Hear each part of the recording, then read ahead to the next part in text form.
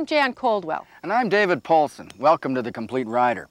On our last edition, we had such a great story to tell you about a vocational horse training program in prison. We needed a little more time to completely round out the story. Last week you met some of the guys and the horses they've been working with. You saw them being rounded up in the rangeland, brought in, and the training process started. This week we'll see just how this team has come along.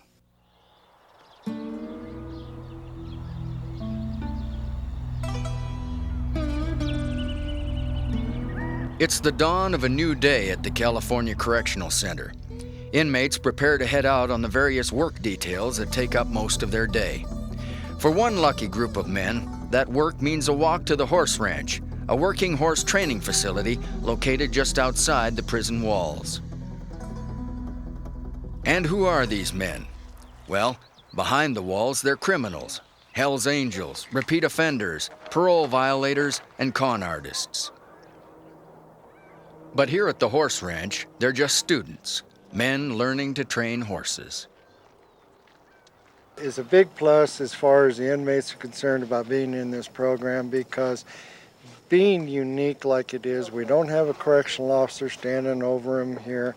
So they get to experience freedom, so to speak, for 6.5 hours per day. They get to come out here and enjoy the wide open spaces and the animals and that type of thing that just doesn't happen inside the prison. It's a lot of difference from being in there and being out here, because out here you can come out here and enjoy yourself. You don't feel all locked up, and you come out here, you feel a little bit more of freedom that you won't have in there. People telling you, with time to lock it up, count time. You just come out here, you got a lot of things to do. Clean up, run the horses. The men learn every aspect of horse care and management, and the day starts much like the day on any horse facility. Horses are fed, pens are cleaned, and then it's time for the day's lesson in what Tom Chenoweth calls limited resistance training. It's kind of hard to put it in a nutshell, but I guess basically I try to teach people to make it clear for the horse what it is you want, and give the horse the opportunity to work with you, to respond, to do what it is we want.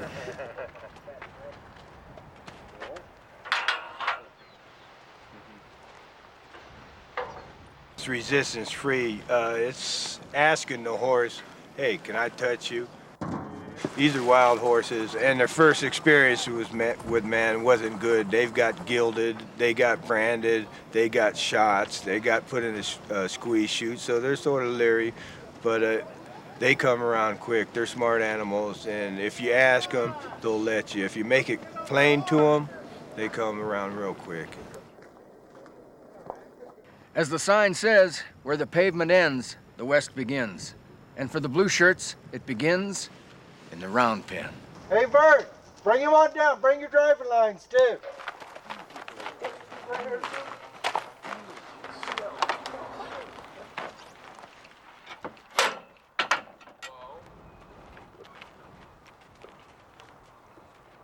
One thing that I can say for sure is that it's made my attention and my patience span go this much further. Easy. Nothing can be rushed with working with these horses. You can't put yourself on a schedule with one of these horses. That you have to work not at your pace, but at their pace. And that takes a whole lot of patience. Come on.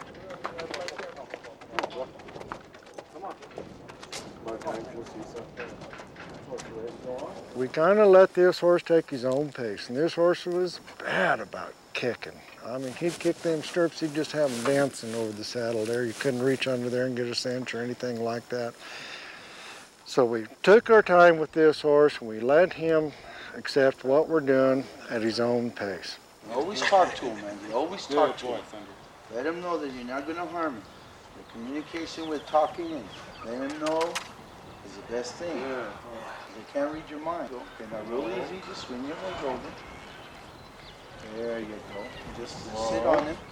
It used to be I'd get in there and do it all the time.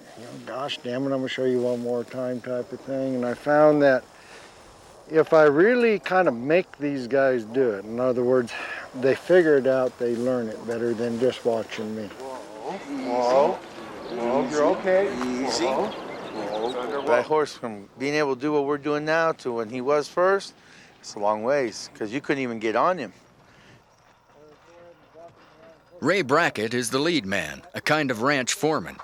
His horse is Whiskey, and it seems that Whiskey is something of a favorite around here. Ready? Real headstrong. The guy rode him, right? Tried 3 times, threw him once this way, once that way. But the 3rd time he threw him, he hit the fence over here and just separated his shoulder. Whiskey's come a long ways. I like that horse, so it's a little bit of my favorite here out of all these other new ones, because he's been here the 2nd time around, and I like that horse.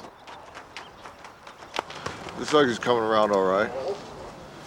Starting to listen somewhat, but you get some of them that, you know, they don't want to listen for nothing, you know, just like the rest of us. You know, so, but he's doing all right. He's facing up to him.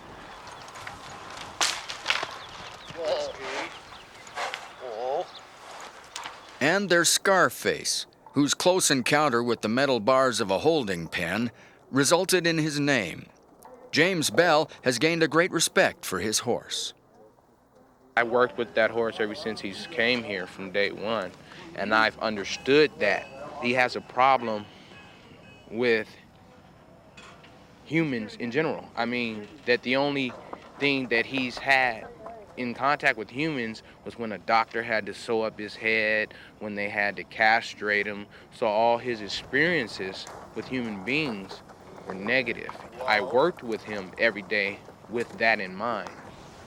And he is a very, very good horse. I mean, and he has the mind to be a very good horse. And he's very communicative, you know. If he doesn't like something that you're doing, it's like all of these horses here, they're the best teachers. Because if you're not doing something right, they'll hurry up and let you know about it with the quickness. Whoa. Whoa. Hey. You all right? Come here. It's everybody's out there watching the board, seeing who's getting the most for their horse, who, you know, that's sort of bragging rights. Well, I did a better job. We parole, and these horses go to a good home, so it's all good.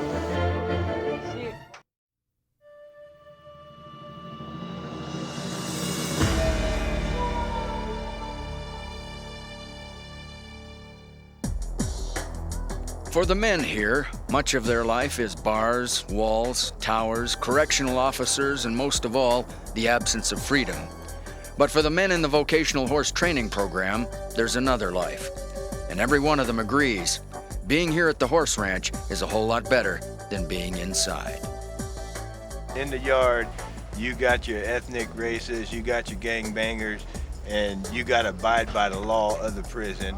You might get beat up, you might get stabbed, you might, you know, get hit with a lock and a sock, but all that stays on the yard. We come out of here, and it's a whole different environment.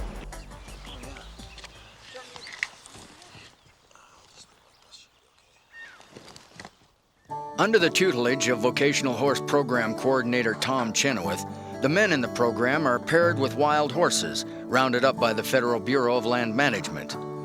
One of the inmates, Mike Vandola, has become an old hand in the program. I've been here 4 times, and I knew nothing about horses, and as you can see now, I got a little savvy with horses.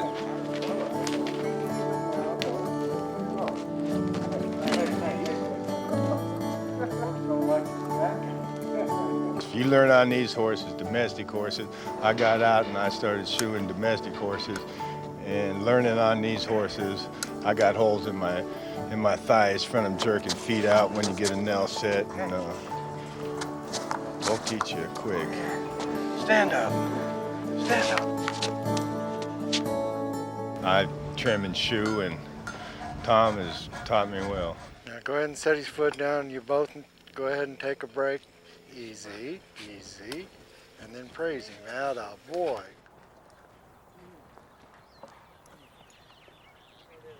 That's Shorty. We was riding him in about under 3 weeks. But I got him joined up and got him working right. And I let my homeboy, that's a lot lighter than me because he's a small horse, do the riding half of it.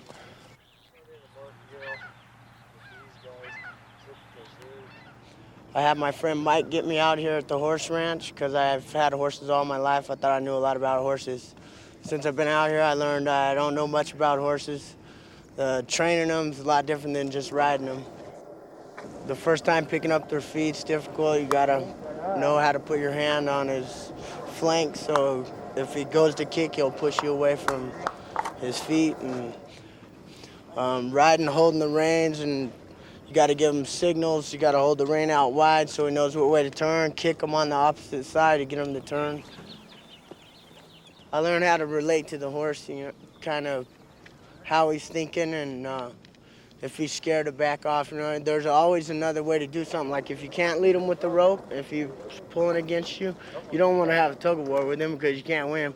But you could have somebody walk up behind him a little bit, and he'll go along with it. And then once he's okay with it, then he's gonna do it good.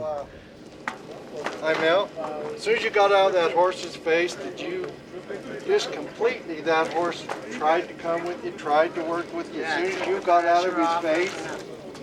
I got a lot of horses on the street. I've had them all my life, and I've learned more here in the last 2 months than I have all my life. Even when I was like 4 or 5, we had a pony in the backyard when I lived in the city. We just bought a 40-acre ranch, and I plan on making me a round pen, and if we have colts to train them myself, I learn a lot here.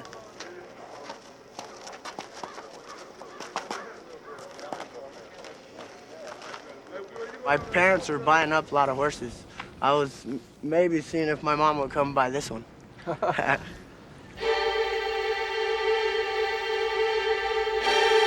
While the program is about men and horses learning to coexist, there is another goal: Adoption Day.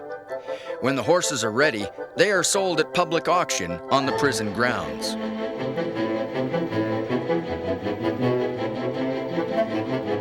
After we're done with these, they start out at $125. So, like 2 months ago, we had an auction, and most we got for a horse was $675. Come real attached to these animals, and you know, if you could, you would take them home, but at least you know they're going to a good home, and they're getting fed well, and they're getting cared for. So, would you like to adopt that horse?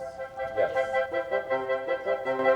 it's everybody's out there watching the board, seeing who's getting the most for their horse, who, you know, that sort of bragging rights. Well, I did a better job. We parole, and these horses go to a good home, so it's all good. See it, Clark. Some of them pretty good horses. I'd like to get one. Well, Scarface, Whiskey, and the rest of what once were renegade horses will leave today. And if there's anything to be said about the relationship between a man and his horse, the men who trained them will soon follow. So I imagine one of the goals that you guys might have is, when you get out of here, is not to come back. Number one goal. So if I come back here and do part 2 of this show, you guys aren't going to be here? Is that what you're saying to me? No, you're not going to see me back here. I'll come back too soon. Tomorrow will bring new inmates and new horses. And while it isn't the program's goal to change these men's lives, it's just possible that some are changed. And like the horses they work with, their renegade days just may be over.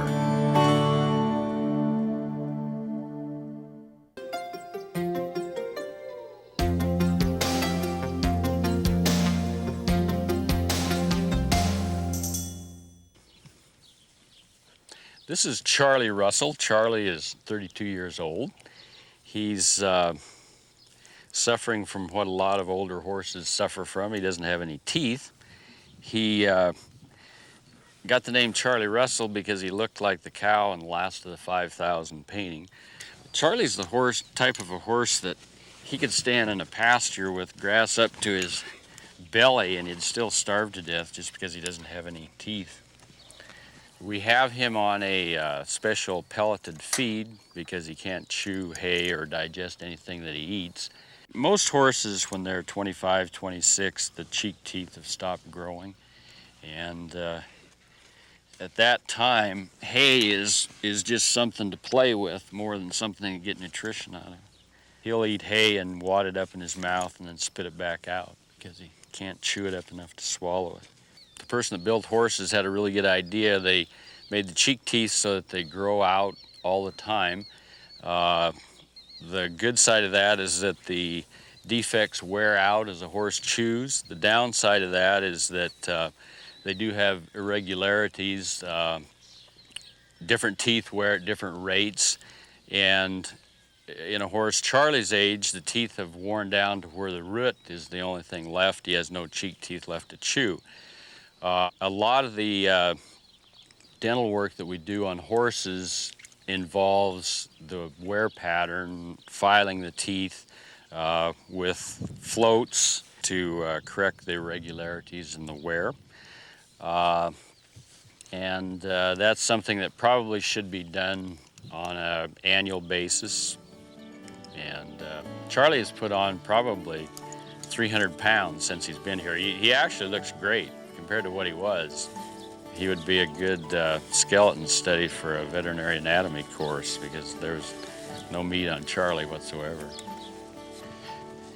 At 32, he still wants to go out and see the girls. So we're pretty proud of Charlie.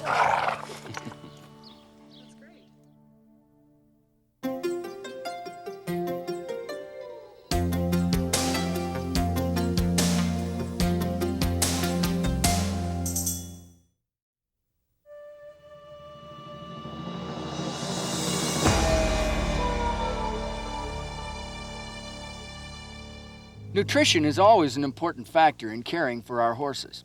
And Heather has this question for our expert, Jeanette Coote. And Heather's from Olds, Alberta. And Heather asks, my weanlings are chewing my wood fences down. I'm feeding them hay and a commercial foal ration. Are they missing something in their diet that causes this wood chewing? Heather, you have a very interesting question. All of us have problems with wood chewing in young horses. I think it's important to remember that chewing is a very natural behavior, that they do it very young and persist in doing it. Thank you, Mr. Jack. That they have to taste things. How do you avoid it? 2 ways. 3 ways, actually. Don't have wood fences. That's the easiest part of it. But even then, you still have fence posts. 2, try to feed a really high leaf to stem ratio hay. Typically on these guys, I'm feeding them a second cut, which is alfalfa, which has a lot of leaf to stem. They can consume more of it, therefore they're gonna spend more time eating. And the third part of it is try to have them in an environment that there is a lot of room. It's our natural inclination, because they're littler, not to give them as much space, yet they need more space the more you have them moving and running and exercising and other things, rather than sitting there in a small pen close to the fences. The less they're going to chew, the more that they're going to exercise. But it's not necessarily an inadequate diet that causes wood chewing, and it's behavior they do eventually at least slow down on. So don't forget to tune in next week for another great show. Thanks for watching, and we'll see you then.